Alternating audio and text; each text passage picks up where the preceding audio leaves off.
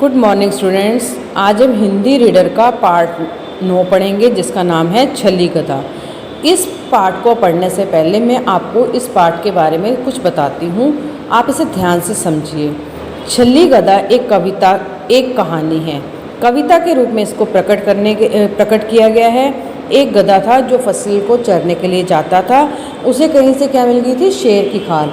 तो वो शेर की खाल पहनकर अपने आप को क्या समझने लग गया था? शेर।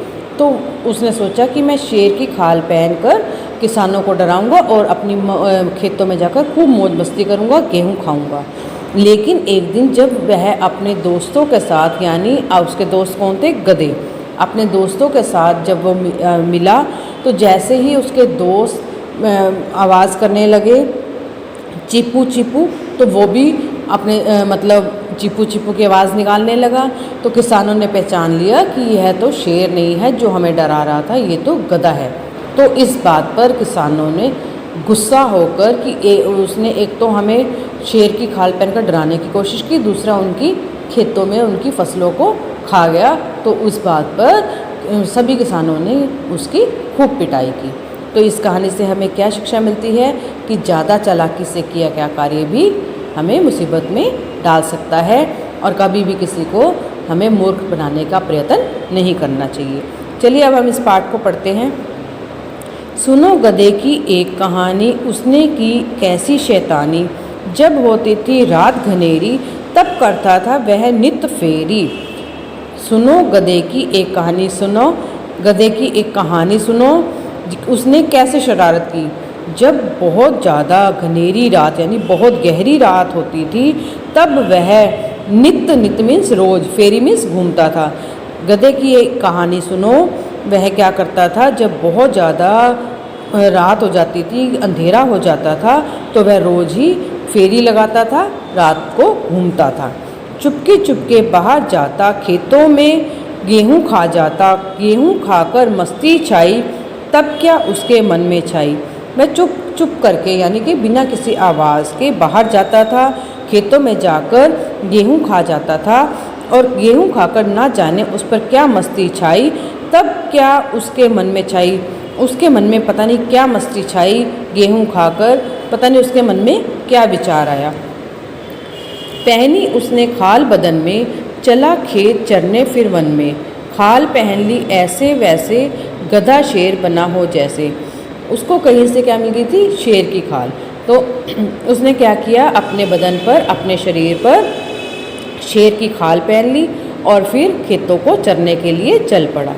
खाल उसने ऐसे पहनी जैसे कि मानो गधा जो है वो शेर बन गया हो। फिर खुश होकर सीना ताने, दिन में चला खेत को खाने। डरे किसान देखकर सारे, भागे झटपट बिना विचारे। फिर वह खुश होकर अपना सीना ताने में छाती को चौड़ा करके दिन में भी खेत में चला गया कि ताकि मैं वहाँ जाकर फसलों को खाऊं। और उसे देखकर किसान क्या थे? शेर समझकर डर गए और वहाँ से बिना कोई विचार किए, बिना उसे कोई देखे वहाँ से सब के सब भाग गए। तब कुछ गधे बोले ही ज्यों, यह भी बोला चीपो चीपो। खुली शेर की कली सारी, अब तो शामत आई भारी। तब वहाँ पर कुछ और गधे आए, यानी गधे के जो मित्र थे वो वहाँ पर आए और उन्हें देखकर वह भी उन्हें देखकर क्या बोलने लगा? चीपो चीपो। गधे की बोली क्या होती है? चीपो चीपो। तो वो क्या बोलने लगा? चीपो चीपो। अब यह देखकर शेर की कलाई खुल गई। कलाई खुल गई मतलब उसका सारा का सारा भेद सामने आ गया। कलाई खुलना मुहावरा है जो यहाँ पर प्रयोग किया गया है। अब तो शामत आई भाई। शामत आई भी मुहावरा है।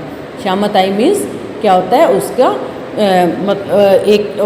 जैसे कहते हैं ना कि उसने गलत काम किया तो उसकी डंडों से पिटाई हुई, तो उसकी क्या हुई? शामत आई।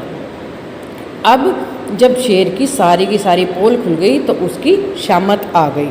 डंडे लगे धड़ाधड़ बरसने, लगे गधे के पैर उखड़ने। भागा वहाँ से वह बेचारा, चारों ओर से हिम्मत हारा। उसे चारों ओर से बिना रुके, बिना किसी रुकावट के, धड़ाधड़ मीन्स बिना किसी रुकावट के, चारों ओर से डंडे लगने लगे, जिससे कि वह गधे के पैर उखड़ने लगे, यानी कि गधा वहाँ से भागने लगा। भागा वो बेचारा वहाँ से अपना पूरी हिम्मत छोड़ चुका था। उसे इतने डंडे लग चुके थे कि अब वह और ज़्यादा मार सहन नहीं कर सकता था। वह अपनी हिम्मत को हार कर वहाँ से भाग गया। गिरते पड़ते घर को भागा, मरते मरते प्राण बचाता। वो कहीं जैसे उसको डंडे पड़े, कभी वो संभलता, कभी वो गिरता, तो ऐसे करते करते वो अपने घर की ओर भागा और इस प्रकार से उसने भाग कर वहाँ से अपने प्राणों को बचाते हुए वहाँ से भाग गया, यानी किसी प्रकार बचकर उसने अपने प्राणों की जान बचाई। अब हमने ये लेसन रीड कर लिया है, हमें इस पार्ट के बारे में पता चल गया है। चलिए हम इस पार्ट के अब कठिन शब्द करेंगे। स्टूडेंट्स, अब हम पार्ट 9 के कठिन शब्द करेंगे। सबसे पहले दिया गया है शैतानी, ओधना, नित, शामत, धड़ाधड़। ये ध धनुष है, इसलिए हम यहाँ पर पूरी लाइन नहीं लगाएंगे, वन से लिखेंगे धड़ाधड़। ये घ घर है, इस पे हम पूरी लाइन लगाएंगे। घनेरी, सूरत। नंबर 8 है चीपो, चीपो डॉट है पीछे। नंबर 9 है फेरी। नंबर 10 कलई। नंबर 11 बदन। नंबर 12 झपकी। नंबर 13 रुकावट। नंबर 14 शक्ल। आप पार्ट को दोबारा से पढ़ेंगे, वीडियो की हेल्प से आप इस पार्ट को दोबारा दोहराएंगे, मात्राओं का उच्चारण करेंगे, कठिन शब्द आप अपनी नोटबुक में लिखेंगे और लर्न करेंगे और इस पार्ट के अभ्यास को ढूंढने का प्रयास करेंगे। Okay, thank you.